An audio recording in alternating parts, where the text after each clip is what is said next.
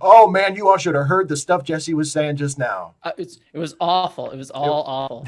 so, so welcome to the first episode of my interview show. For some reason, I've decided to call it Steve's Conversation Stream because I literally had no idea what to call it.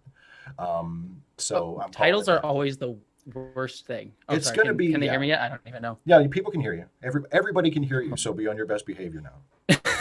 Dang it. I hate I don't it. know. I don't know if But you've done no. YouTube before, but this is. Yeah. Being this YouTube thing, the YouTubes. What is this? It's a series of tubes. So as, as everybody can see, my guest for the first episode is my pal Jesse Gender, my fellow YouTuber, my fellow Star Trek YouTuber. Although we kind of both get called Star Trek YouTubers, but we also make videos about other stuff. But those videos don't count because we Yeah, make videos no. about Star Trek. It's all that matters is just the Star Trek stuff. Talk about Star Trek. I'll dance for me. Yeah, Dance exactly. for my money. I also get not lately. I also get Babylon 5. I get people saying, "Do Babylon 5 videos." It's like, Yeah, see, that is always you do like one-off videos of like some random topic, and it's like, oh, Yeah. you're gonna do everything about that now. It's like, I don't know, I'm tired. Just tired. you make like one reference to like Thanos or something, and they're like, "Are you going to review all the MCU movies?" It's like, it was one line in a video. No, I don't- Yep. Let me sleep, dang it. Yeah, exactly. Don't I do it? Especially your output is so high right now. You're doing so many videos. It's like what? That's what insomnia does for you. Yeah. Yeah. Might as well make a video. So before we get too far into this, because the topic that we selected for our conversation today is Star Trek, of course, and also how politics and representation kind of intersect with that, which is great because the video you just put up on your channel today deals with a lot of those topics. So we're going to get into that. But first, I want to let everybody know that this interview series I'm doing is every week is going to be a charity stream. And if my guest has a preference for what the charity is, of course, we'll support that. And Jessie has chosen for her charity the Transgender Legal Defense and Education Fund. And what I would like to do is to set it up so that you all can just donate directly through the super chats. Unfortunately, for whatever reason, Transgender Legal Defense and Education Fund is not one of the charities on YouTube's special magical list of approved charities for that feature. So the address to donate to TLDEF is on your screen right now, and I'll leave it up there for the rest of the show. And also, it is linked in the description. So please, I would encourage you, if you're feeling generous, to go donate to the Transgender Legal Defense and Education Fund because it's a really, really awesome cause, and you'll make me happy. They do a lot of really good work. Yeah, and you'll make Jessie happy, and Jessie is our guest, and you should be nice. You should make Jessie happy. So. You don't need to make me happy. It's fine. I'll just cry. Aw. But if you want to stop me from crying, donate. Emotional blackmail, it always works. Yeah, it's great, right? I just think it would be really great if you would donate to that charity, guys. So yeah, your video today was you talked. First of all, I love the fact that we're both digging Star Trek Discovery, which is nice. I mean, I feel like we're both in kind of a corner of the Star Trek YouTube sphere where it's not that unusual because we tend to associate with people who are not. What's the? I hate everything that's new. Yeah, exactly. It's so it's not that unusual. There are actually quite a few people who enjoy the new stuff and are very open and vocal about it. But yeah, but also at the same time, you're capable of being critical of it, which I really appreciate. Which of course means that you actually hate it. Yeah, exactly. It is funny. Like the video today, it is critical of a lot of the stuff with trans representation in Discovery in the last episode. And I try to make clear in the video, it's like I'm not sitting here being like, this is awful and I hate everything about it. There's a lot of really beautiful stuff there too, but it's also sort of like I like it's like I can hold two things at the same time. It's like I can be critical of this element of it while also thinking that this element of it is really beautiful. But then when I look in the comments, it's like, yeah, I feel like comments like, yeah, you're starting to get it. Those disco writers are awful, aren't they? You're really starting to understand. And I'm like, no, I'm capable of holding criticism while also praising something at the same time. Yeah, like there's nuance. Did you miss the parts where I said there was good stuff? Like I don't. Yeah. That's one of the things that annoys me the most about like critical discourse on the internet is that you know, unfortunately some of, not all, but some of the most popular like critic channels are the people that just have to savage everything and don't, and it's like it's everything is about how much something sucks. And that's, I mean, and that's a part of being a critic. Like if you don't like something, you should articulate that and explain why it doesn't work for you. But like it's okay to like stuff. Exactly. I mean, being critical does not mean being like hateful or always being finding the negative in something. It's about no. like being critical, which means like finding positives or like thinking about it. That's all really it means. Just putting critical thought behind something. Exactly. And it's unfortunate because you mentioned like the algorithm and the way internet discourse works is it like rewards those heightened things. It's like the title of my video was like my worries about Star Trek Discovery's transgender representation. It's like I could have gone even worse and been like, the awful trans, and that probably would have made the video do better, which sucks. Yeah. But it's like I want to try and keep it like level and be like, this is concerns I have that I think we should talk about, but it doesn't mean it's a wholly bad thing. Like it's net negative. So. No. I mean, you could have titled it something like, "Why do the writers of Star Trek hate LGBTQ people?" or something. Exactly. I mean, that's what I was implying, right? That's clearly. Especially at the beginning when you went out of your way to make it clear that these are just some thoughts that you have. I mean, exactly. Like the title of the video is rather gentle. It's just I have some concerns, and then at the beginning of the video, you're even saying like these are just some thoughts that I had. These are just some concerns. You know, it's not like equals Kurtzman sucks and I hate everything. Yeah, and he's going to be fired, and all the shows are canceled. Nobody's watching. Yeah, there's the ratings are like somehow people are watching. It's causing people to watch other things. I don't even know how it works. I'm like somehow they turn the channel to Discovery and it changes it to somewhere else. Nobody's ever even seen the show. You all. Right? Yeah. What happens? No one's discovering it. Yeah. Hey, you got jokes. I'm clever. You got jokes. But yeah, I was thinking as I was watching your video from today about, because obviously representation is a very important part of that, and you talk about some of the sort of old-fashioned, unfortunate tropes that even a show as self-consciously progressive as Star Trek and current Star Trek falls victim to, like the kill your gays trope. And then also you also mentioned about how Star Trek has this history, this weird sort of fixation on only tying trans issues in with the alien metaphor. Yeah, you know, it's specifically the Trill. And I thought that was really interesting. And I also thought it brings to mind the importance of representation, because if LGBTQ people in all their various beautiful varieties were more represented in media and pop culture just in general, these harmful tropes wouldn't stick out as much.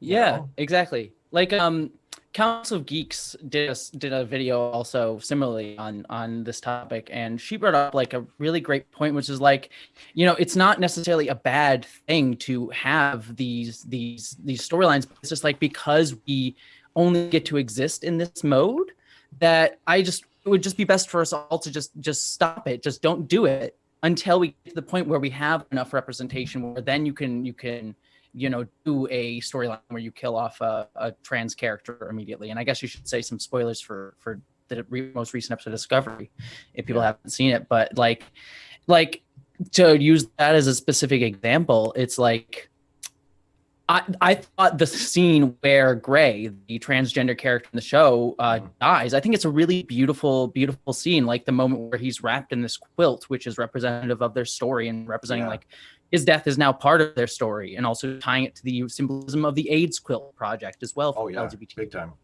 Yeah, I think that that's actually really, really beautiful, and it's a really beautifully done scene. And I was just weeping at that moment. And so I don't think it's bad. I don't think it's a badly done scene on its face, but in the context of like every single time I've had trans representation, or most of the time, I have to have this moment where the character gets killed, and I have to have this traumatic moment. And so when a show like Discovery builds up like, oh, we're going to have this trans character, get invested, you're finally going to be represented. And then the first moment I really have with them is this traumatic moment with them, this like horrible, horrible, painful moment. It's hard to watch that. Like it's hard to ask me to invest in something, to emotionally get involved, and then force me to go through a traumatic event like that with that character. And so it's like this trying to weigh these two things where it's like, I think that's a beautiful scene. It hit me in the gut, and I think it's a well written, and I want to praise that by the writers. But also just as a trans person, just to have another trauma moment with a character that was supposed to represent me and that they asked me to invest in is difficult.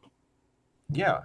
Well, and it brings to mind when, because, some people who are hostile to the demand for more representation, the people who are sort of like the people who were complaining about like the new Star Wars movies before they even saw them because they saw like a black person in the trailer. Oh gosh. Like, here we go.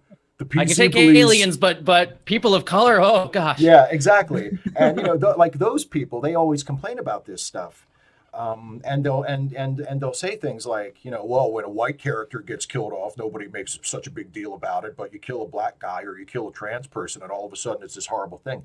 And it's like, yeah, but if a white character, especially if a white cishet male character gets killed off in a movie or a TV show, that's probably one of about 15 characters with that identity. Yeah, exactly. I mean, the fact it's not as big of a deal because white people do not have limited representation.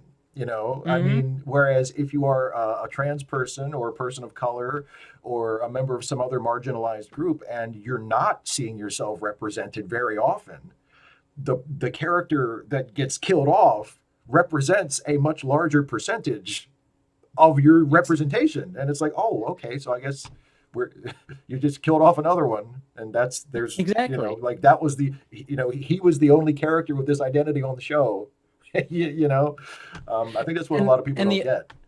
There's that part too, and also the other element too of not just like the percentage thing, of just like the time you get to spend with that specific character. For example, like if you kill off a character, I'm trying to think of I'm trying to use like a Discovery example to make it easier, but like I think probably a good one would be Lorca. Lorca is a character, even though he's evil, like you get a whole season with that character before he's finally killed off in like towards the end of that season. Yeah. But then you get Culber, who was killed off in the middle of that season, and we had like 2, maybe 3 episodes with Culber in season 1. And then he's gone, and thankfully they realized their mistake and brought him back, because that was also an example of Discovery doing bury your gays in a much worse way, I think there. So it's like even if we like looked at like, oh, this cis het white dude character versus like a character from the LGBTQ community or a person of color, you can just look at how much time we get to spend with those characters as well as like a qualifiers. Like you got so much time with Lorca. I got a few scenes and a few episodes with a character like Culber before he was sort of brutally murdered. Yeah. And you also bring up as well, in your video from today, the fact that the presence of those characters in the show is something that the marketing has leaned very heavily on. Mm-hmm. So it makes it seem even worse, because it's almost like the creators of Star Trek and the creators don't necessarily have all that much control over the marketing, but somebody at the studio was saying, oh, this is great, Star Trek, the progressive sci-fi show. We're going to have gay characters. We're going to have trans characters. We're going to put that forward. And it's like, that's great. It's awesome that you're proud of it and that you want people to see the show in that way. But then it's like, and he's dead. So Yeah. it almost feels like they're breaking a promise. They're saying like, oh, here you look at the here it's a two gay men who are married and have this great relationship and they're main characters in the show, and now one of them's dead. Haha. It's like you get it. They invite you to get invested in them, and then they kill one of them off. It seems especially cruel given the lack of Yeah. representation. It's like trying to like pat yourself on the back and get the brownie point for it, and then sort of not necessarily do the work. And I will say Discovery is not the most egregious example of that, because as hard as it is to watch Gray die, at least there's like some good involvement, and there's implications that Gray will be coming back, which is even greater. I'm actually happy that there will seem to be some potential active involvement from this character post this point. I think I'm thinking of like even worse examples of like Disney, where they're like, hey, we have a gay character in Beauty and the Beast who will kind of slightly mention and never really talk about and edit them out of the international cuts or whatever. Right. But it's like, well, we'll make a big deal of it now and get the brownie points, but we won't actually do the heavy lifting. So Discovery, I'll at least say, is a little bit better than that. But as you say, it's like it's hard for me to continually trust that when it's like, hey, get invested, put your emotion into getting excited as a trans person to care about this character, and then we're immediately going to kill them off and make you just experience like a really, like I said, traumatic moment with the character, which for me, I can, it was like tearful and hard, but I can get through that. But I also know for many trans folks, like watching a scene like that can be incredibly triggering and harmful to have that, especially when you've been asked to emotionally invest. Yeah. Well, because I mean, unfortunately, that's a part of a lot of people's real lives. I mean, like I remember after I saw Brokeback Mountain as like a clueless cishet dude, right? I thought it was brilliant. Like I loved it. I thought it was so good, and I couldn't wait to talk to my gay friends about it. And almost none of them were all that excited about it. I mean, there was one gay friend of mine who we were talking about Brokeback Mountain, and he sort of acknowledged, he's like, yeah, no, it's a good movie. Like, it's a good movie. But, and I was sort of surprised that he wasn't more sort of excited about it, because it was like the gay movie that year, and it got nominated for all these Oscars and and he was like, we kind of already know this story. Like, this isn't that, I mean, it's sort of like, and that's, again, it's sort of not just representation, but who is the target audience? Because I sort of realized that a lot of people in the LGBTQ community perceived that movie as a movie about gay characters, but that was made for the palette of straight people. And it's like, it's so, that was sort of my first experience of having my eyes open to stuff like that, where it's like, oh, it's not enough to just put people of certain identities that are underrepresented in shows and in movies and say, there you go. Like, it's also about, who are you making this for? Exactly. And it's like, is it meant to be a teaching moment for others of like the sad when there is like a sad ending like that, it's usually to try to get someone who is not part of that identity, like, oh, I feel sad, I want to make sure that this doesn't happen in real life, which is a noble goal. It's a noble thing to say, like, hey, we want to teach you about this community, and we want to make you feel like you don't want this to continue happening in the future. It's a totally noble goal. And had that movie existed in a world where there were multiple big gay films, right, if there was like multiple queer films being made and put out into the world, that movie would be seen as much more admirable, considering it was like the one major one that we had at the time. It just continues that narrative of like, oh yeah, we always just gotta die in the end, because we gotta make ourselves palatable and teach a lesson to people, use our stories to teach a lesson to other people instead of allowing ourselves to exist. And it's like to bring it back to Star Trek, it's one of the things that I kind of love about Star Trek in general, is it kind of enables it to have its cake and eat it too in many ways when it comes to other identities, and LGBTQ folks are still in the midst of getting that within Star Trek. But if you look back at like other identities throughout Star Trek history, they would be able to like kind of do both, where it's like, oh, you as this identity, whether it be disabled people or people of color or groups like that, they get to be part of this journey and part of this world that we see Star Trek taking place in, which is really beautiful and amazing. And then also where they were able to use alien metaphors and sometimes these identities as well. Like I'm thinking of Guinan in Measure of Man, she explicitly talks about slavery and evokes that history explicitly.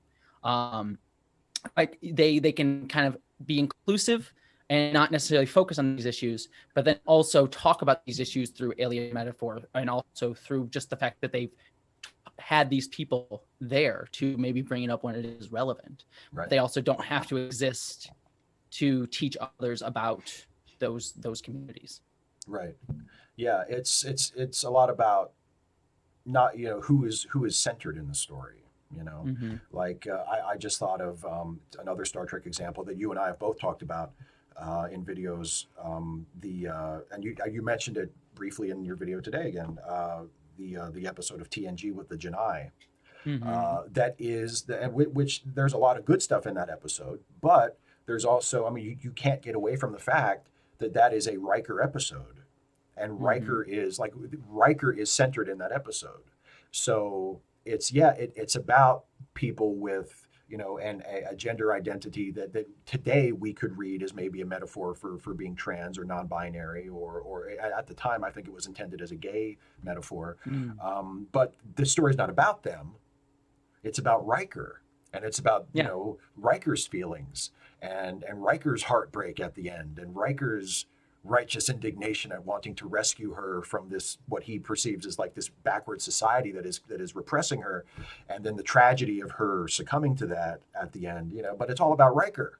It's not about her. And that in and of itself is kind of a problem, even if it does do other good things. It's ultimately still about the cis hetero white guy and how he feels about it all. Yeah, and that comes across even in like subtle ways in that episode too. I'm like thinking it's a great scene, but you can kind of see this exact point in like a small way where Riker at one point asks like, "Oh, what pronouns should we use for you? Should I use for you?" And the Janai character is like, "Oh, we don't have gender neutral pronouns." And there's like this explanation of gender neutral pronouns, but then it ends on this sort of moment with Riker saying, "Is like, well, you're gonna have to give me some time to get used to that," which is fair. But I would rather the point, if it was being written today, I feel like the point would have been probably better said of like, like the Janai characters like having one more line or something after that being like, "That's okay, but just know that this is what I need and this is how you respect me," instead of it being like Frakes' moment, just Riker's moment. Yeah, they're basically the same person. They're the same person at this point. Where it's like him getting the chance to be like, "Oh, well, give me some time. It'll be okay." It's sort of about his ability to cope with that situation and not necessarily the Janai characters. Yeah. So. Yeah. And Star Trek, it's something that Star Trek has gotten better at over the years. Like for instance, with Deep Space Nine, not so much with LGBTQ issues. Although they did do, again, with the sort of the alien metaphor, they did do that with Dax, sort of having her, allowing her to be coded as certain other identities. But like with race, they were smart enough that if they had Avery Brooks as their lead. So if they want to do an episode about racism, it's like, okay, we can't do this racism episode about the white people. You know what I mean? It can't be about one of the white characters discovering the horrors of racism. It has to be centered on our characters who are people of color, and we have to tell the story from that perspective. And Deep Space Nine was pretty good about that. Whereas like in classic Trek, there's that episode, "Let That Be Your Last Battlefield," where it's like, and basically all the white characters standing around going, "Isn't racism sad? It's just terrible." And I like that episode. I like that episode a lot because it's so didactic, and I love didactic Star Trek. I love when Star Trek gets up on the soapbox and wags its finger in your face and goes, "You should care about this. This is important." But it's basically like, even the characters in the show already know that racism is bad, and they're just watching these two racist characters argue with each other and going like, "Well, that's a shame." And it kind of also shows like the difference of like levels of inclusion within that too, because like that episode I love that episode too. I think it's a generally pretty good episode. And I love didactic Trek and loves it when I totally agree, even though it kind of mixes it up with a little bit saying like, "Oh, both sides are kind of equally wrong." Oh, I hate that part. I hate that part. I'm Team Lokai all the way. Exactly. But that episode is made a little bit worse by the fact that you see like Nichelle Nichols in that episode, who is kind of just the background element, and she's just sort of like not that she wasn't incredibly important for representation, but she doesn't necessarily get to be included in those types of stories as much. Where you look at someone like Avery Brooks in Deep Space Nine, there is 7 seasons where he gets to be the lead character, to be involved in stories that are separate from dealing with race, separate from dealing with those issues. So when they finally do an episode on race, it doesn't feel like, well, here's our big racism episode, so we're going to get our, person of color to come in and have us talk. It's like, no, he's been included in other things and also gets a chance to talk about these issues explicitly, but it does not have to define his character. Right. And it's sort of like bring it back to like trans issues too. It's like the one thing that I was kind of also saddened by the most recent episode of Discovery, because it's kind of getting to the heart of this of like, the trans characters are not necessarily being like, hey, we're trans, hey, we're non-binary, but the story that's being told of like Gray getting the symbiote put in him and going through that, it is a metaphor for what it's like to get gender confirmation surgery and having a partner there. And it's like, that story is like the first story that gets told with that character, and potentially the only story that gets told with that character. And it's just like, I would like to just see a trans character exist outside of that. And I think that will happen with like characters like Adira, who is the non-binary character on the show. And I'm sure that, I'm going to use she, her pronouns for now, because that's what they're using on the show at the moment. I'm sure she will have other stories that are not defined by the fact that she is non-binary. But also the first story that she's kind of tied to is inherently tied to like a trans story, if that makes any sense. Yeah. It's like, I'd rather just see a non-binary character show up being like, I'm non-binary, or not even mention that, and just have a story be told. And then maybe every once in a while, the fact that she's non-binary will come up. Yeah. I feel like that's when we get to that point, not just with Star Trek, but in the culture in general, I feel like that's the point where we can start to relax a little bit. When that is common, not just when that happens once or twice, but when that just becomes, so that you don't really notice it. It just becomes a part of the fabric of the culture. Like I remember, and again, to sort of take this off of Star Trek for a moment, I remember when I saw the movie, and it came out around the same time as Brokeback Mountain, actually. It came out the year before, the year after, but Rachel Getting Married, which is a wonderful movie. And, I've seen that one. And it's really good. And it's about a wedding, and the two people getting married are an interracial couple. And it is never mentioned. The movie is in no way about that. It's not a big deal. There's like a white family and a black family. They get along fine. There's no racial tension. There's no lesson to be learned. Like the movie is not about that at all. And I remember watching the movie, and then after it was over, like that, I was thinking about it, and that kind of occurred to me. And I was like, boy, wouldn't it be great if every movie was like that? Like if that became normalized. And of course, I mean, our culture has a lot of growing up to do before we get to that point. You can't just, because it's still a problem. You can't just pretend that it's not a problem. And even just doing that is seen as like a political act by some. It's just like, just having a movie where people just exist as an interracial couple is like, you're forcing diversity in there or whatever. It's like it's like that. It's like it shouldn't be a political act to just have that, but it's viewed and in some ways is just inherently a political act because of how much we politicize just identities outside of cis white dudes getting to exist in stories. Right. And because of how people with those identities have to constantly fight for it. Exactly. Like I see this constant thing of when I posted about the trans and non-binary characters in Discovery, even before this recent episode, I saw a lot of people like doing this thing of like, oh, well, what they need to like justify the non-binary character. Like, what's the reason that they're there? It's like, well, you don't need to justify a non-binary character being in the story.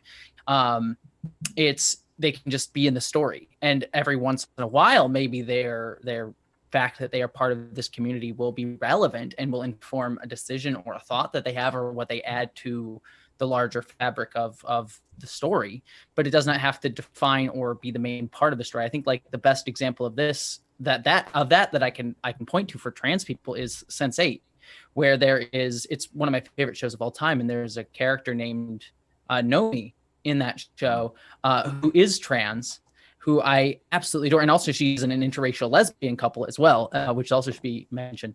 But the fact that she's trans does not define her character. In fact, she's probably better defined by her role as like the hacker character on the show. And so she's able to hack in and do all the computery stuff. But then every once in a while, the fact that she is trans will inform like, oh, I thought about this in a certain way that maybe other characters didn't, and will allow them to, progress the plot forward because she has this certain perspective that's different from them. But the fact that she's trans doesn't necessarily focus on the story. Her hacker element of her character is what pushes her character forward. And then her transness informs that, which I think is the best way to sort of do characters like that.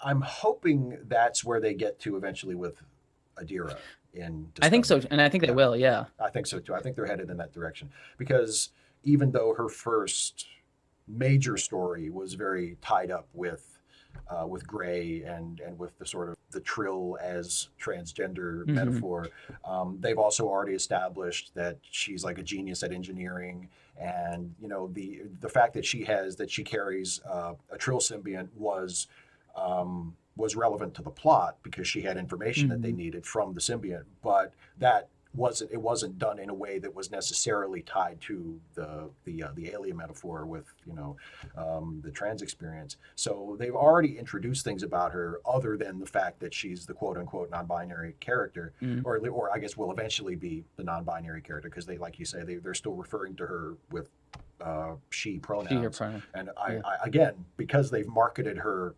so heavily as Star Trek's first non-binary character, I presume that's coming. I presume there's going to be an episode this season where that is part of the story, where she comes out as non-binary, or so, but we haven't gotten there yet. So, but they've already introduced stuff about her that you can see, like if she is going, and apparently she is going to be part of the show going forward because they're shooting season 4 now. Yeah. So, which is what I mean. That's the fun part about like shows, like TV shows, is like they have chances to fix or push forward things because they continue on for so long. Like the Culber example, Culber getting killed was a major problem and a very traumatic moment for many people who were, again, excited about the promotion of the character, invested in the character. But they were able to bring him back and have his character sort of flourish throughout these past few seasons and be defined beyond that sort of stuff. And so I'm excited to see where they go with Adira in season 3 and the rest of season 3 and season 4, because just inherently by the fact that there will be other stories told, she'll get to do things outside of like just being defined by being the non-binary character on the show. Yeah. And I'll give them credit for this because they were rightly criticized after season 1 for killing off Culber like they did. But the way they brought him back in season 2, even though that was them sort of having to write their way out of a situation that they created themselves, it's like, whoops. That was really well done. The way they brought him back, I thought, was one of the best character resurrections on a show that I've seen in a very long time.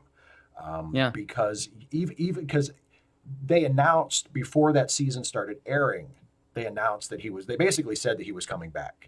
They basically said like, our bad, don't worry, don't get upset at us, he's coming back, but they didn't say when or how. And it was a few episodes into the season before they actually brought him back. And so even though you knew it was coming, it was also kind of a surprise because you're like, oh, this is where they're bringing him back. Like this is how they're doing it. And it was really well done. And then they dealt with the fallout from that. He didn't just sort of, pop back out and be like, hey, everybody, it's me, it's you, I'm back, everything's fine.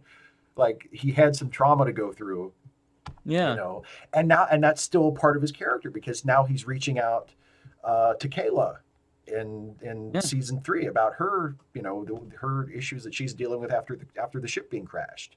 He has this thing now with Detmer where he's like, if you need to talk, you can talk to me. And they haven't made that explicit, but if you've been watching the show, you know that he's been through some shit too. So he's a great person to talk to.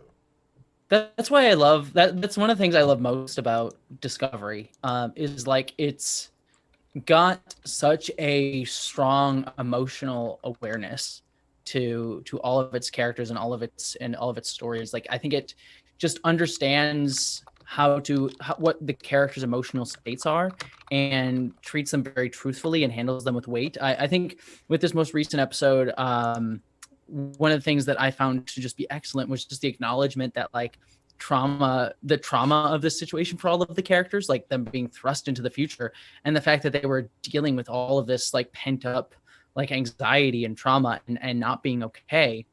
But then the episode not doing the typical thing that you would like maybe see on Star Trek Voyager, where it was just like, oh, we introduced trauma, and then by the end of the episode, the trauma's gone.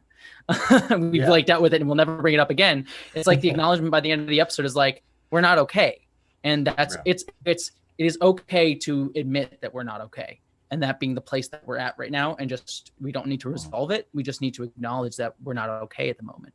And I think that that's just such a beautiful statement to get across, especially like today when I think we're many people individually, but also collectively as a culture, like dealing with like a major trauma, to just acknowledge just like, hey, we're right now, we're not okay. And it's okay to just be in that place of not being okay, to just acknowledge that like, we're not okay.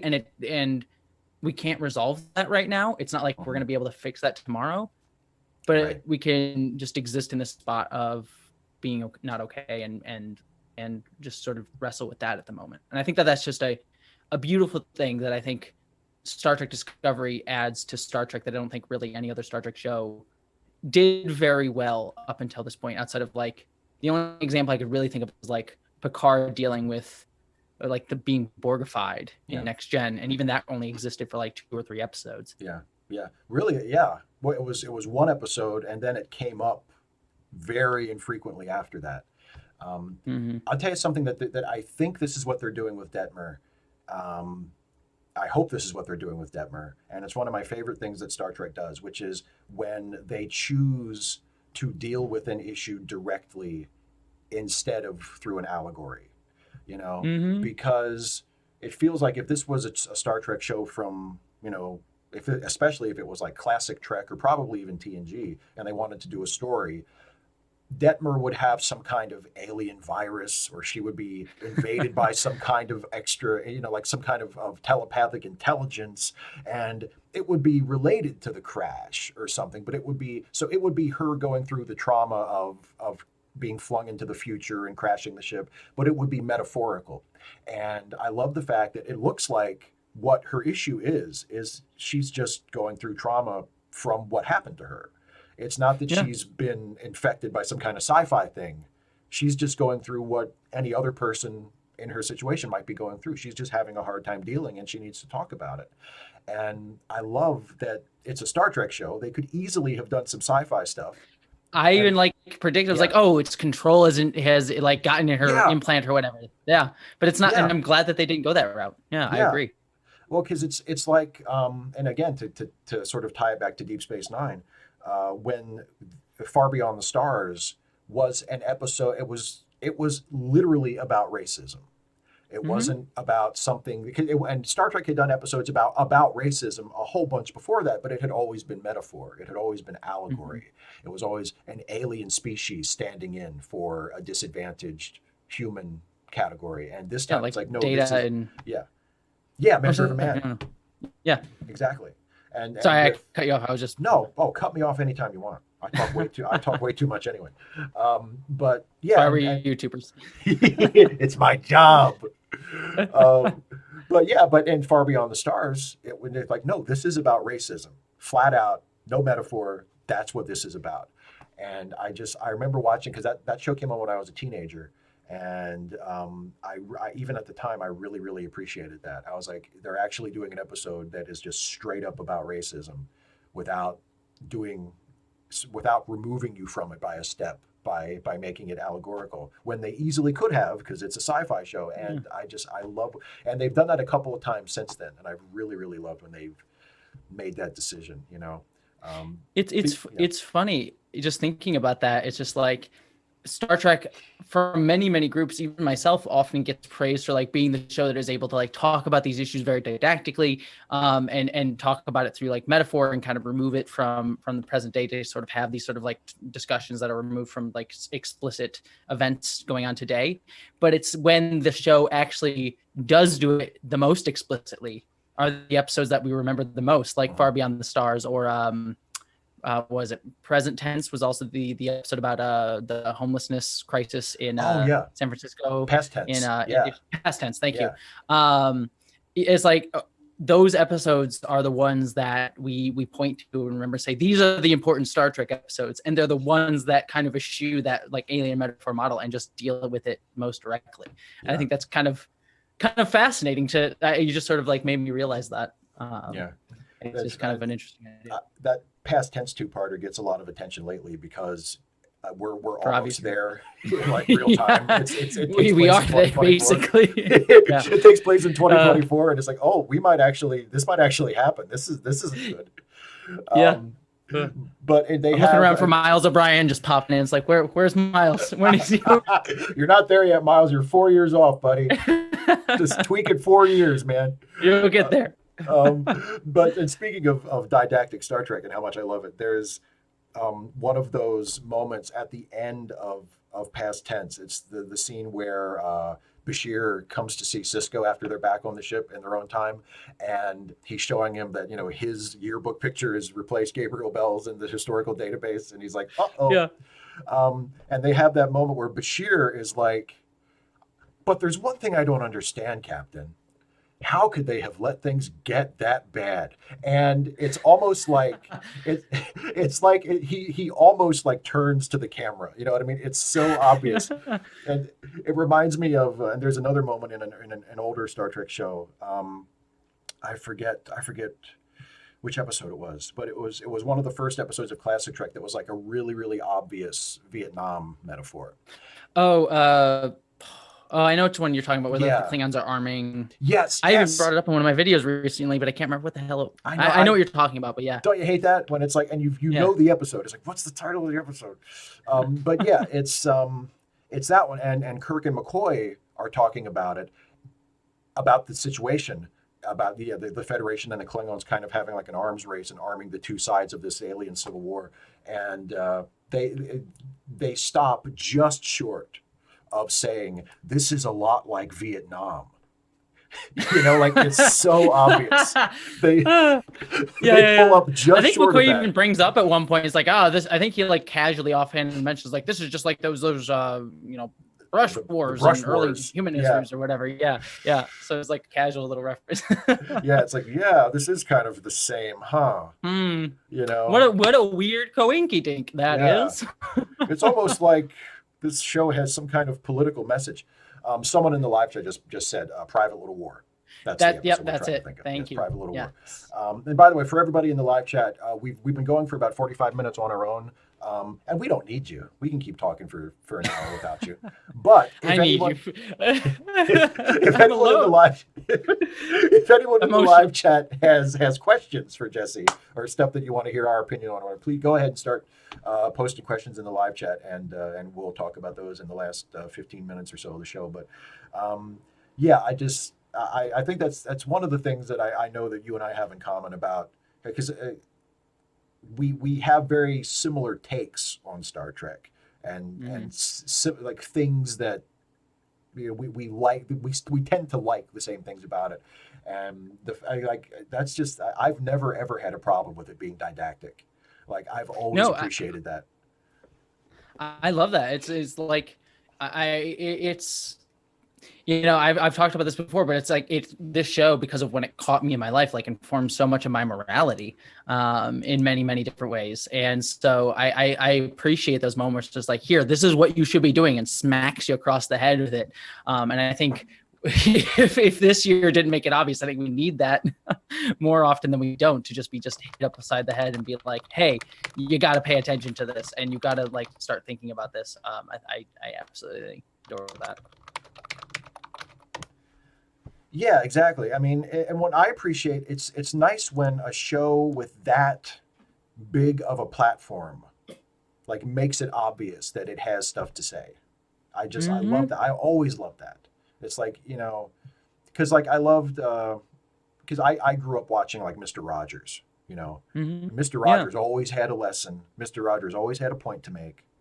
And it's like, this is a guy he could just do a show about nothing.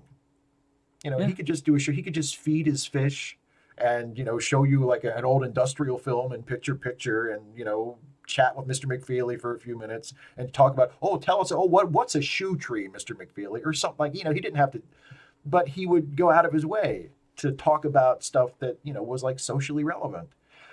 Exactly. He talked And about 9/11, like Jesus, like yeah, like damn, Mr. Rogers, making it a little too real here, aren't you, buddy? yeah, it's one of those like I never understand, and I this isn't like I just don't get when people say like I don't want politics in my Star Trek. I want it to just be this escapism stuff, and like even divorcing myself from like the political agenda that is that when you are saying you don't want politics and stuff, that is the political statement. But even removing that and just taking that on its face is like stories should be about something. They should make you think more, especially science fiction should make you think more. It should make you think more about what it means to be a human and more about what it means to exist in this world and with other people.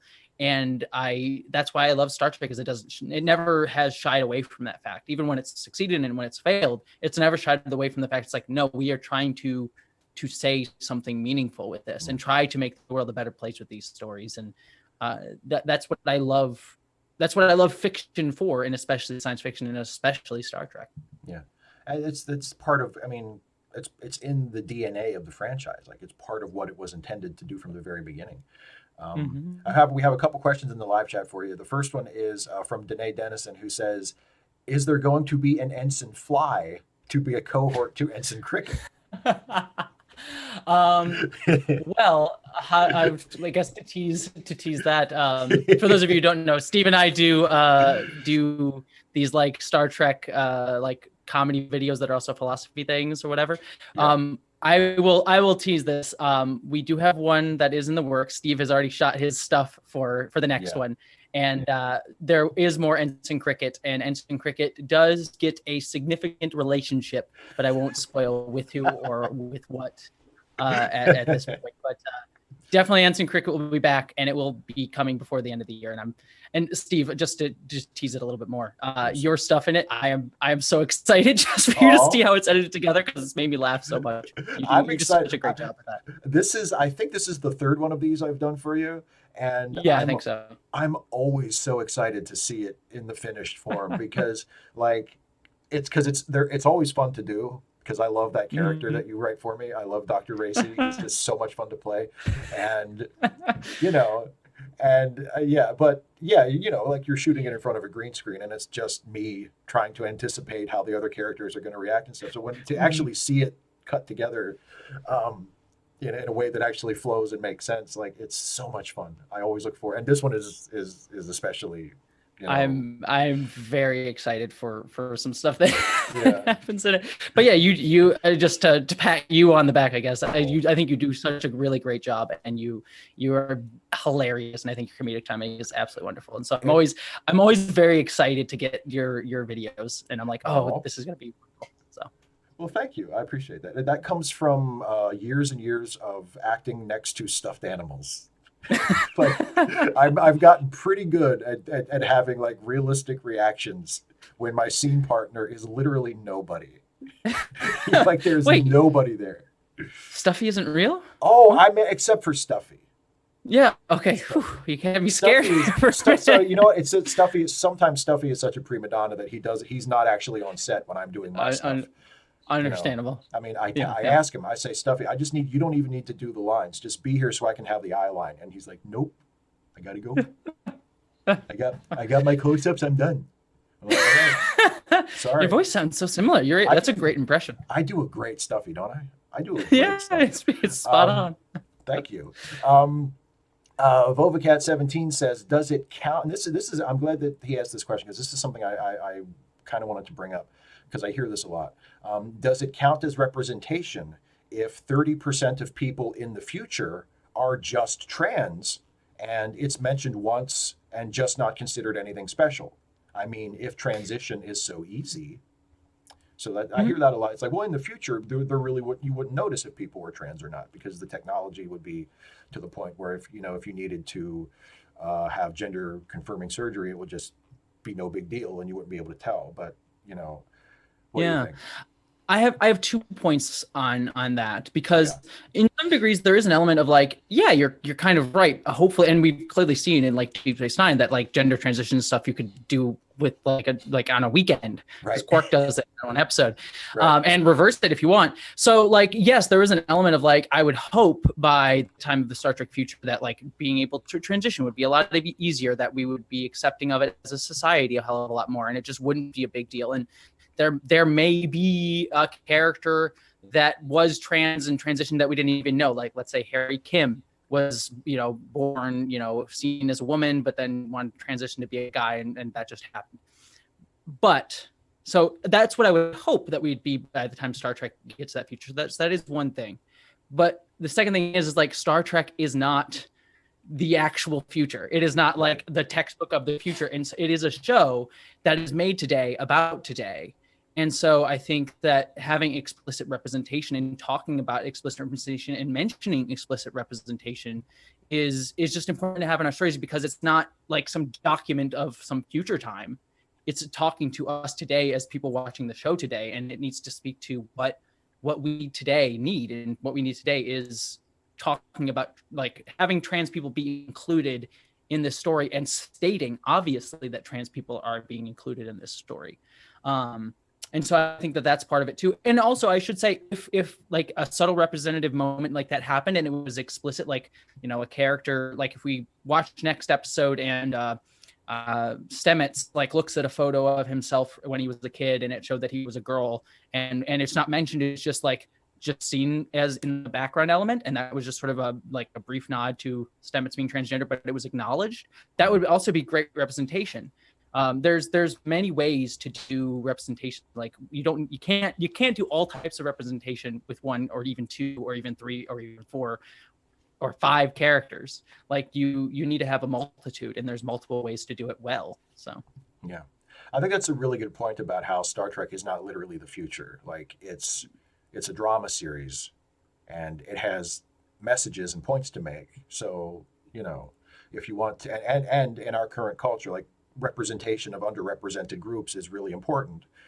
yeah, So if you need to portray the future in a way that might be slightly inconsistent with other things we've seen, like the level of technology and stuff like that, like that's completely fine.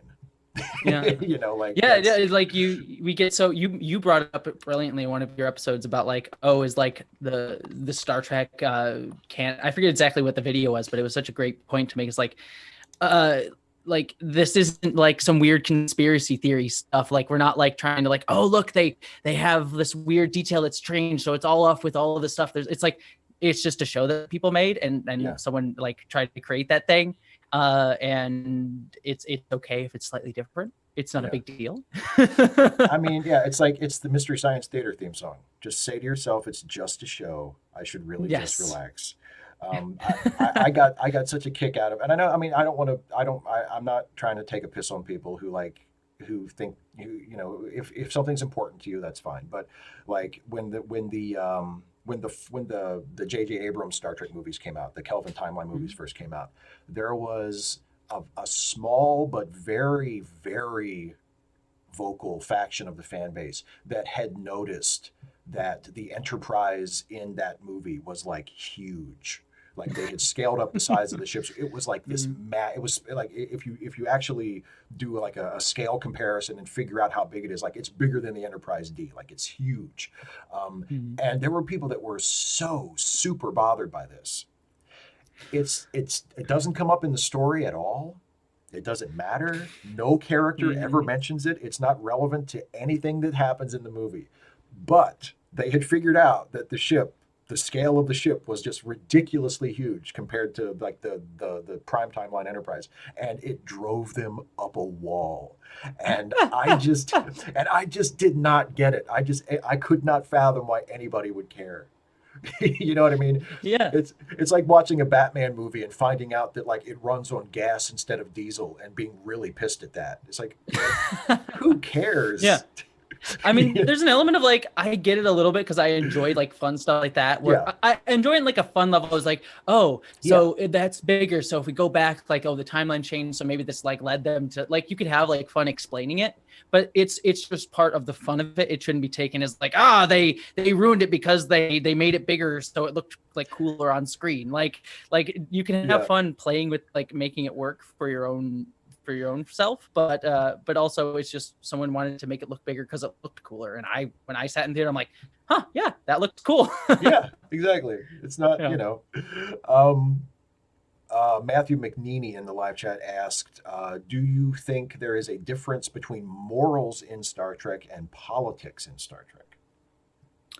Uh, no, like, like I feel like a lot of our politics is in many ways just like us talking about morality, just in a very like precise kind of way. I'd have to like think about like exactly what that means, but like politics is about morality in many different ways. It's about like how do we try to do good for the most people, or at least try to. At least I think maybe you have a better, more cogent thought on it than I do, but I think that like yeah, I have to think about it for a minute to like pull together my thoughts. No, I mean I think much the same thing. My one word answer would be no. I don't think there's a difference Yeah. because I think about like my personal politics, and the personal political views that I hold are tied up in my morality. Mm-hmm. Like I don't believe like I believe in equality, not because like I solved an equation and and that seemed like the most logical position. Like I have a moral opposition to inequality. I have a moral opposition to people being mistreated because they belong to some category that people have decided is bad for no reason. Like I just that's a moral thing for me. Um, Yeah. so there it's the and so yeah the political because I mean most of the political messaging in like they're not making Star Trek episodes about tax policy. They're making Star Trek episodes about I mean, I would be down for it. me too. I would love it, I want my West Wing Star Trek, but Exactly. Oh man, come on. They I people always ask like what would you want to do for a Star Trek show? And like mhm. I've said a couple times like I'd love to see them do genre hopping and do like a Star Trek medical drama or a Star Trek cop show or a Star Trek like mystery show or whatever. Oh Mhm. wow. Like Star Trek West Wing where it's about the Federation I president or actually something. have a pitch. Like if Alex Kurtzman called me up and said, "Yo, Jesse, I want your pitch," I actually have a pitch Oh for my awesome. Star Trek West Wing show. But yeah, getting back to that question though, it's just something I was sort of thinking. It's like I, often, and I don't think that the person necessarily who asked this question is this type of person, but I feel like often when we ask this question is like, oh, I want my Star Trek to have morality, but not politics. Often Yes. what the person's saying is like, I like I want to be able to engage with this without having to critically analyze my own self and critically Mhm. analyze how I take these messages into my own life. Because I feel like quite often when people ask for something to not be quote unquote political, to not inject politics into something, it's because whatever this political thing they're seeing they're claiming is political is something that has made them uncomfortable and that they don't want to necessarily do the work to wrestle with Mhm. and to grapple with why it makes them uncomfortable. They just want to just ignore it and just jump into their sci-fi show. And I feel like you should do the opposite. Like not even like necessarily judging the person for what their political views are, but it's like I always feel like stories should make you uncomfortable, and when they do make you uncomfortable, you should take the moment to think about it and like Yeah. think about why is this making me uncomfortable and start doing that work. So yeah, I think that's often what that like when that question's framed, the person framing it is usually grappling with that issue. And again, I don't necessarily mean to imply the person who asked it is saying that, but that's sort of Yeah. where I think that question often comes from. Yeah. Yeah, 'cause I get that a lot too. And especially when people who were okay with older versions of Trek but have an objection Mhm. to newer Trek for that reason, I get it's framed that way a lot. Like, well, classic, older like TNG, they would have morality plays. They didn't get all political.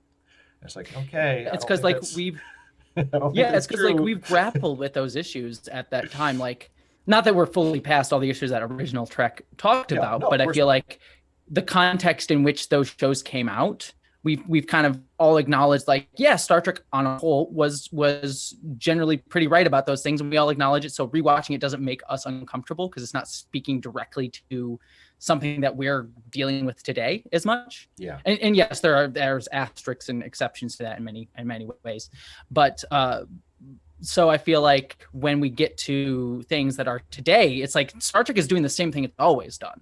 It's no different. It's just now it's speaking to issues happening today as opposed to things happening back then. And so that's what is making you uncomfortable.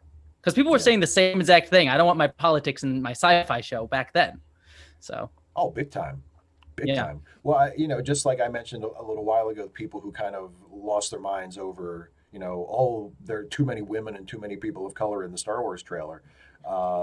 When Deep Space Nine was announced and they said it's going to have a black lead, there were people who objected to that. When Voyager, especially when Voyager was announced and they said we're going to have a woman captain, I remember I was in high school when Voyager started, and I was on the internet, the sort of the baby internet, like, before the World Wide Web was like the more common way to act. I was like on Prodigy. There was like online services. Back on your like MIDI, your like MIDI soundtracks and your exactly. Yes, exactly. And I mean, and there were Star Trek fans on those forums and stuff. I think, on Usenet and stuff, there was Usenet. Yeah. And there were people who really had a problem with it, who would joke about like, oh, there's a woman captain. How are you going to know who's in charge? I mean, and it was like, that was it. All they knew about the character was that she was a woman. That's it. And they had all these opinions. So it's nothing new. Like, it's absolutely nothing new. There have always been people who, if it's, they imprinted on whatever their version of Star Trek is. And if the new stuff colors outside of those lines, well, they don't like it. Yeah, exactly. Yeah. And for me, it's like, I always just like new things. I like, it's not like the other stuff is gone. It's like, I can just enjoy. Like, I like Discovery because I've always said this in so many different ways. Like, I think the first two seasons, especially of Discovery, are messy. They're messy and imperfect, and there's many problems you can have with them. But I love them because they are shows that like swing for the. I think you said in one of your videos, like swing for the fences, and like try something new. And I always appreciate a show that is ambitious and maybe doesn't always connect and like hit that home run, but at least is always going out like swinging and always trying to do something crazy, as opposed to something like. The Orville, which is a show that I enjoy. The Orville, I don't hate it, but I don't think that it really is trying to do anything crazy new with what it's trying to say and do. I think it's trying to, it's much more tame. And while I think it's not necessarily bad, I don't appreciate it as much because I just appreciate something just like trying to do something weird and crazy and wacky and maybe not necessarily succeeding all the time. And to be understanding too, that is somewhat a taste thing, but. Oh yeah, for sure. I mean, I always try to say, like what you like. I mean, don't just try not to be a dick about it. Like if you genuinely don't like the new stuff, that's okay. You don't have to. I'm not gonna. I mean, but it doesn't hurt to maybe examine the reasons you don't like it. Yeah, that's what I was saying. Yeah, it's like if you don't like it because like I don't like the way the story's told, or it's totally understandable. And if it's something like, oh, I'm made uncomfortable by the identities that are present in the show, maybe that's something that you should sit with and kind of analyze and question why you feel that way. Yeah.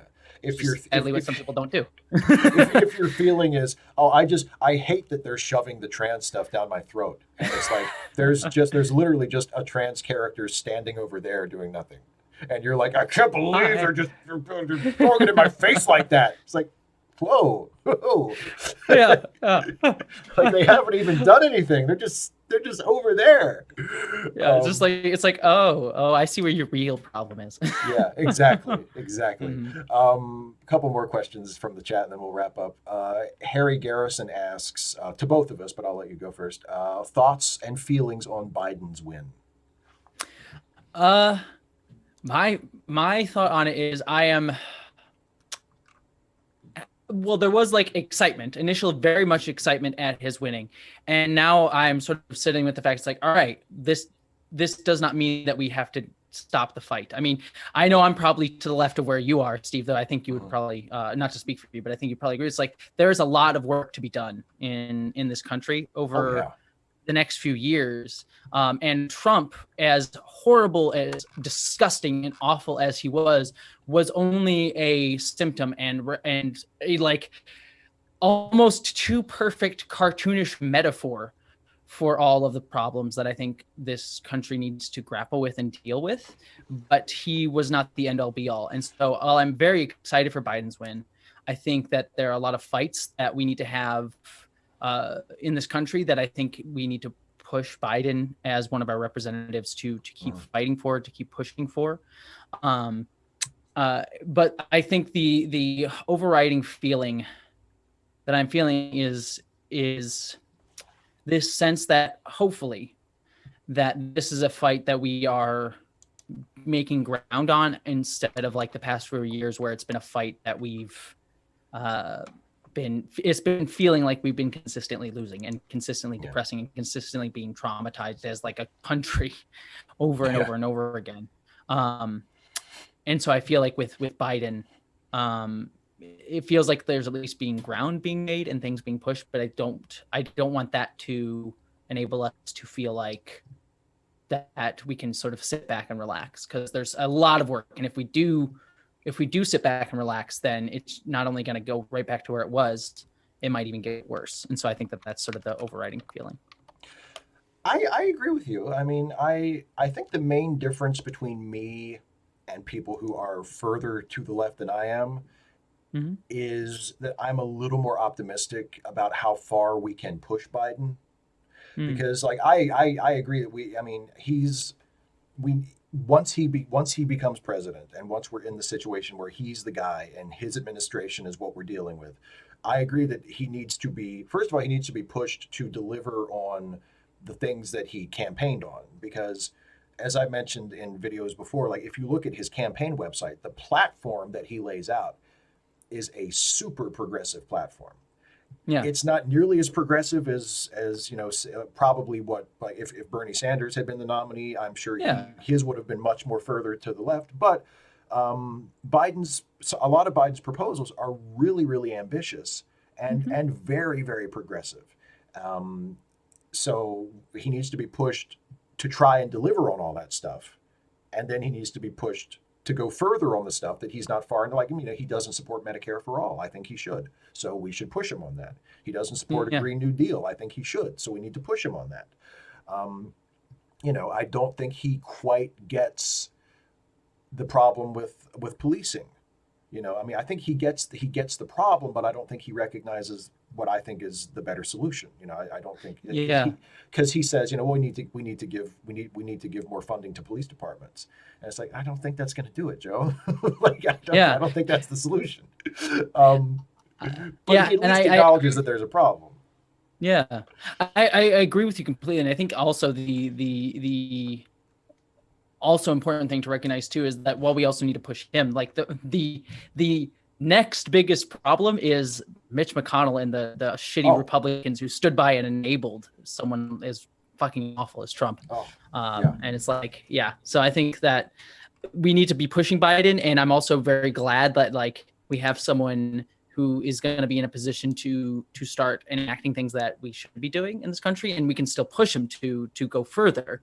But I'm very happy with that. But we also need to recognize, like, also Mitch McConnell is a terrible, terrible human being who needs to be dealt with in the best way, in terms of like getting him out of there or making him lose power as best as possible. Things like that. And that is a good point, because I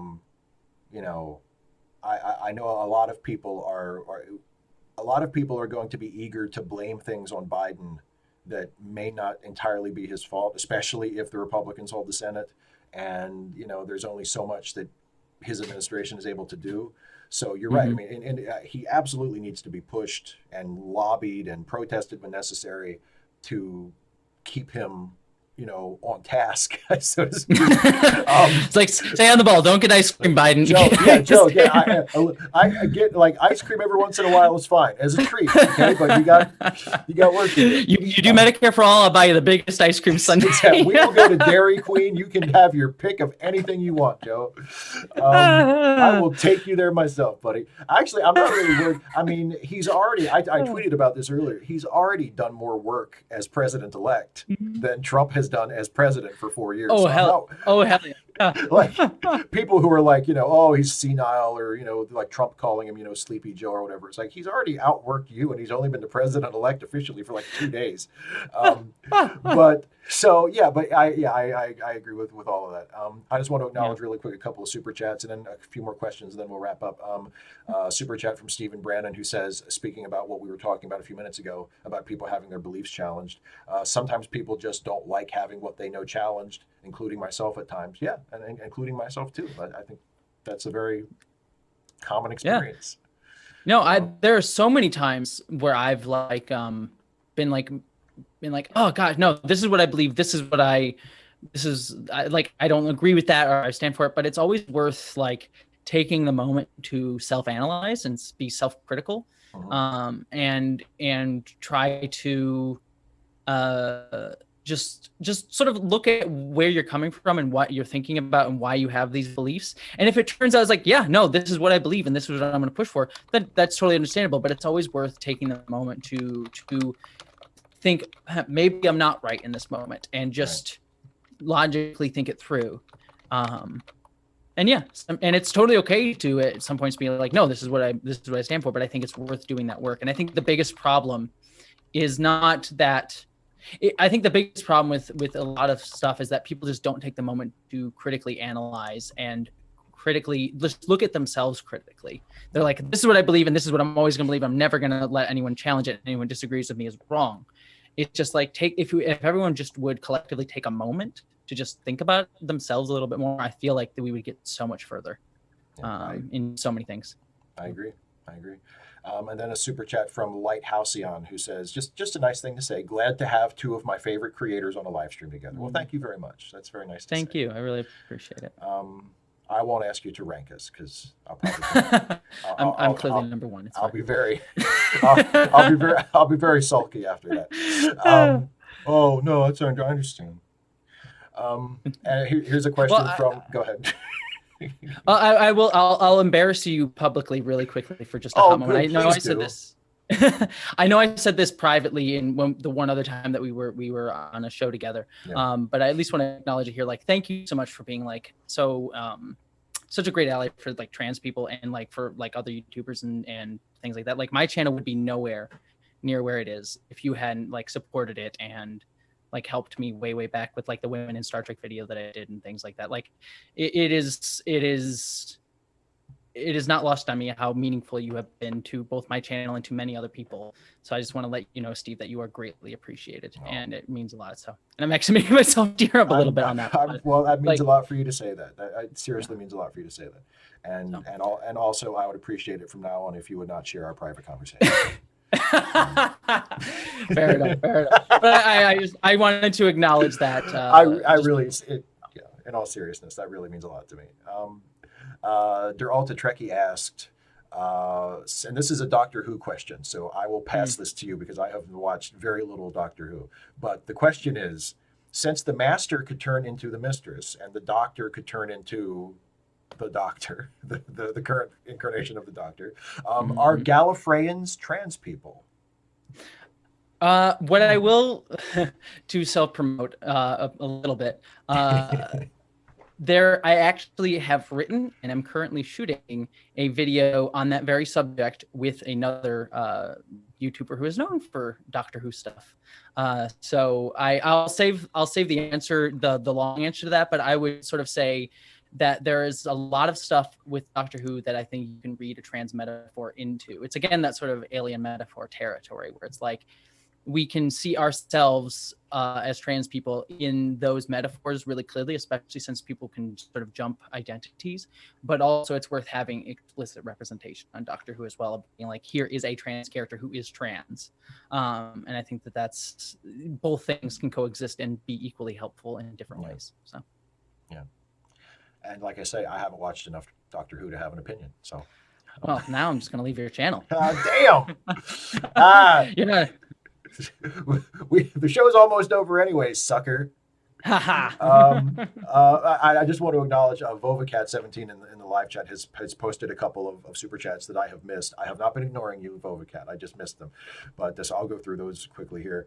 The first one is seeing a world in which being gay or trans is so normal nobody even notices is escapism to me. Minority, quote unquote, is a toxic concept.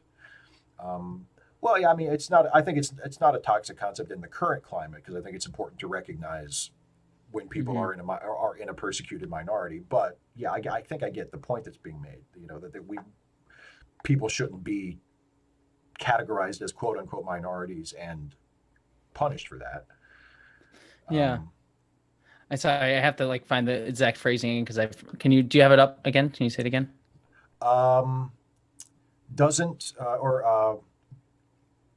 Seeing a world in which being gay or trans is so normal nobody even notices it is escapism to me. Minority is a toxic concept. Yeah. I mean, yeah, I think I do hear what your point is. Like, I think we do need to acknowledge that today it's sort of like holding two things. Like there's worth having the Star Trek future and like seeing the Star Trek future of like we're all just included in being able to be part of that future, and that can just make us feel good and included, and it's important to see that. You see that with so many people who like look to Star Trek for their inspiration. I think like Whoopi Goldberg, who mentions like she was inspired as a kid because she saw Nichelle Nichols in the original series. So that stuff is important, but it's also important to recognize like there are many different oppressed groups within the United States and around the world that are oppressed just for being who they are. And so we need to acknowledge and discuss that and talk about that in very real ways and wrestle with that. Again, that's sort of like making ourselves uncomfortable situation. So yeah, I think it's again with all things. And I think that like another thing too is like, it does not have to be one or the other. It doesn't have to be this versus this. Right. It can be both things can coexist, and we can have two different conversations at once. Yeah, that's a good way to characterize it. Another one from Vovacat, who I promise I was not intentionally ignoring you. Does the future where nobody notices you're gay devalue the concept of LGBT? Doesn't pride require homophobia? Are LGBT folks special without it? Yeah, there's a lot to unpack in that one. Yeah, there is a lot to unpack. I will say, in an ideal world, we would not need to discuss things like having like I would think we would always take pride. Like everyone should be able to take pride in who they are. But the reason that we have things like pride festivals and pride events is because we have been told like historically as LGBTQ people that we cannot have pride in ourselves, that it actually you are gross and wrong and bad for being who you are. And so to have this narrative, this overcorrection to be like, no, we can celebrate and take joy in who we are. I think that is incredibly important for so many people to hear, because 99% of the time they don't get that message. They get exactly the opposite message of that. So I think it's important to push that like belief in pride in yourself, especially for groups that are told that they are not okay for not being who they are, for being who they are, I should say. So in an ideal world, I think we would all just be able to be at the same level and be like, hey, you know, I just am who I am, and isn't that wonderful for being me, regardless of anything else. But I think this need to like overstate pride is in overstates like the importance of including other people and including other identities, is because today that is not the overriding message. Yeah. There's a lot riding on that, you know, in a perfect world. Mm-hmm. You know, like exactly. There are things that, well, because like we were talking earlier about you know, being a person of an LGBTQ identity should not be a political thing, Mm-hmm. but it has to be because of the current climate, you know, because a person of of one of those identities is unfairly treated and is, you know, needs to fight for fair treatment. So it has to Mm-hmm. be political. It shouldn't be. Yeah. There's nothing, you know, in a perfect world, there's no reason. Well, it's just like I also talked about in and I think in my last comment response video about how like things like that they should be viewed as morally neutral. You know, like if Mm-hmm. you're a trans person, there should that should just be part of who you are, just like, you know, the color of your eyes. Like we don't make moral judgments against people because of their eye color. At least Mm-hmm. most of the time we don't, unless you're like a major league asshole. I guess you might be judging about someone's eye color, but Yeah. Yeah. you know, it should be the same thing. Like it should be the same thing. It should just be a part of who you are, and it doesn't indicate that you're a bad person or a good person. It's just part of who you are. Mm-hmm. But that's not the world we live in. Yeah. You know, Yeah. unfortunately. 100% agree on Yeah. everything. Let me find one more really good question and ignore everybody else. And we'll answer that, and then we'll end the show.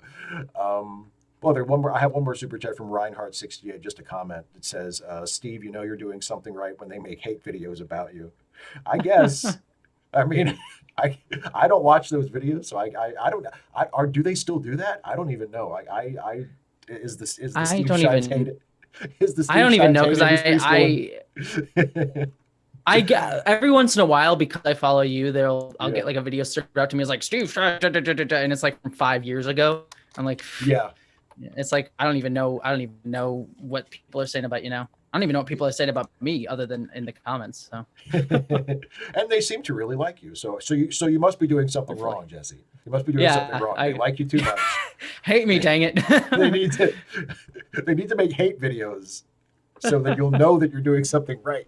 I do. I mean, I take the point though. Like I do feel like there are certain people who if they are your enemy, you can feel like you're doing something right. You know, like there are certain Mhm. people like if someone who's like a huge Trump supporter starts saying like I love your videos. Oh, It's like, oh, oh, I've done something wrong. yeah, yeah, okay. Not sure I Yeah, really want that. You yeah, know? yeah, yeah. It gets to like who are you speaking? It goes to the whole thing. It's like who are you speaking to and why? Who are you making the videos for and what are you trying to say? Yeah. Exactly, exactly. Um, Duralta Trekkie asked another question, but I want to try to find one from someone I haven't given attention to yet. I want to bestow an answer on someone who has not asked a question yet. who who out there is Yeah, who is worthy of our attention? trying to Um, find a. I'm also looking too. yeah.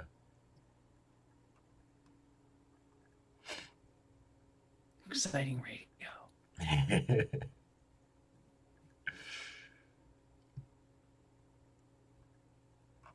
Okay, here's one from. Oh, this is interesting. I don't think they're going to do this, but this is a discovery question. We'll end on this. This is from Stress Free K. How would you both feel about Gray emerging from the mycelial network like Dr. Colbert was able to? I actually thought about that too with this video. It's like, oh, there might be a way for him to come back.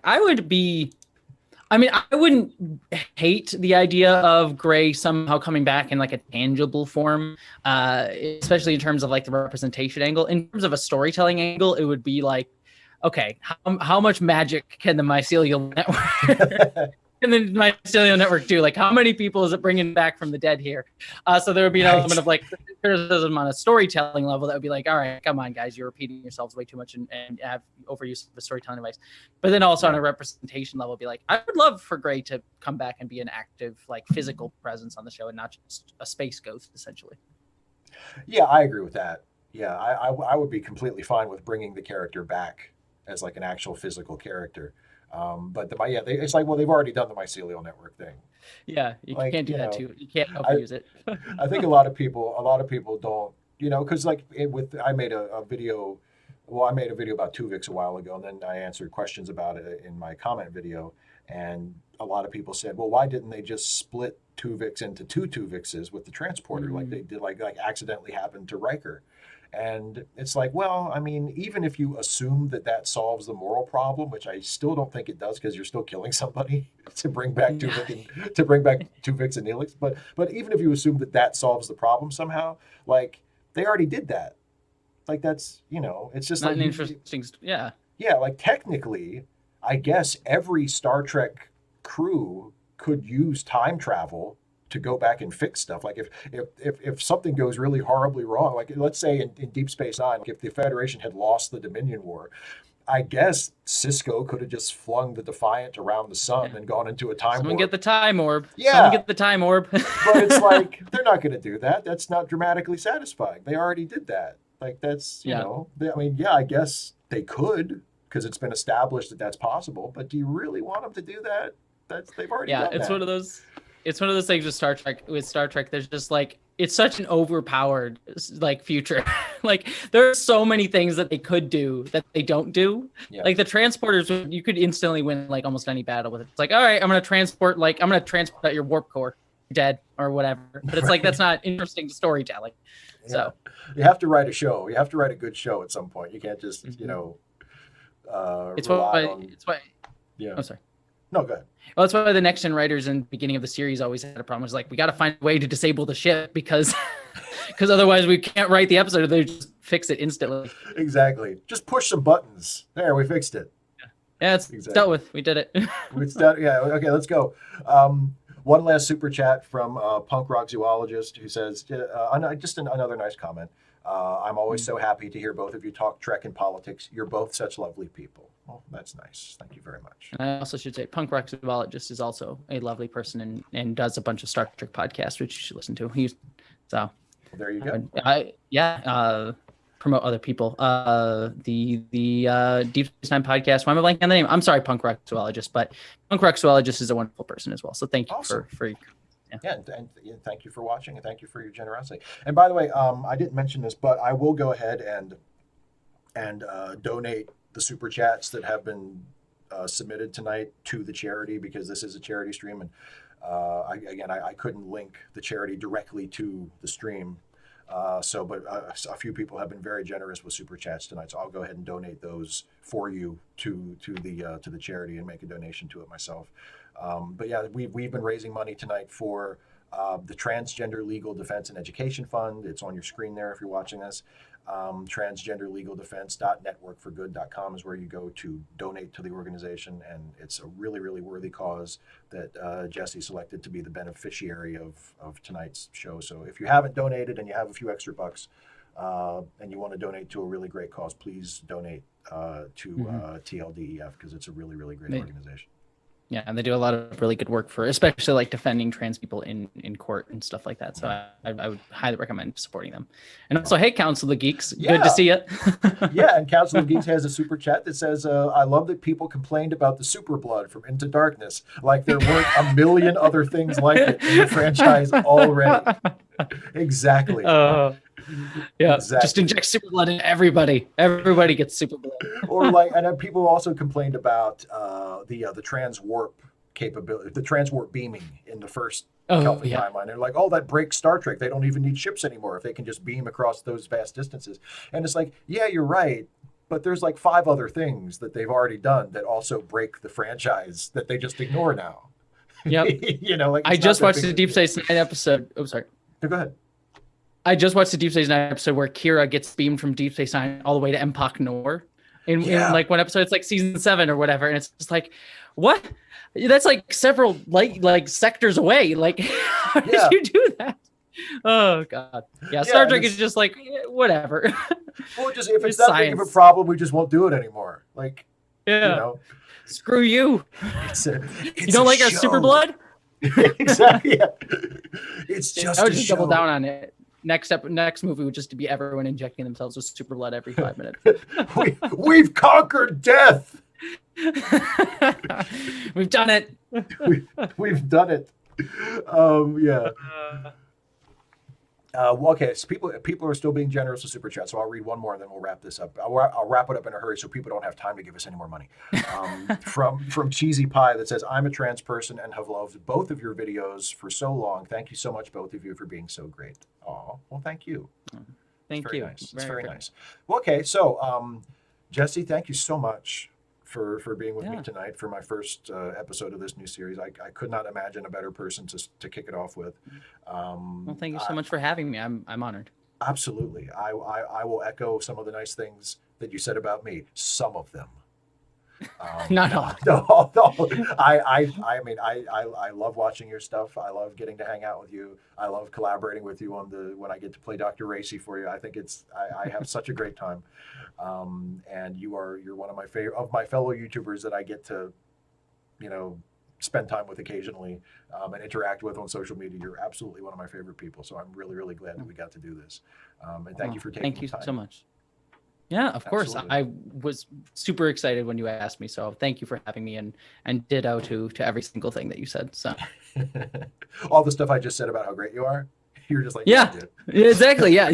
I'm just repeating that for myself. I am pretty great. Thank you for acknowledging that. You're okay, Steve. Your stuff's fine. Yeah. I mean, I do okay. I put it on the background every once in a while when I don't care what I'm watching. Exactly. Oh Christ! Let me guess. He's talking about Deep Space Nine again. Yeah, there he goes. God, Jesus, let it go. We all know you like it. Oh, what's that? He doesn't like Voyager so much? What a shock. Oh gosh. Yeah. Well, whatever. I'll just be here watching my Enterprise, so that's fine.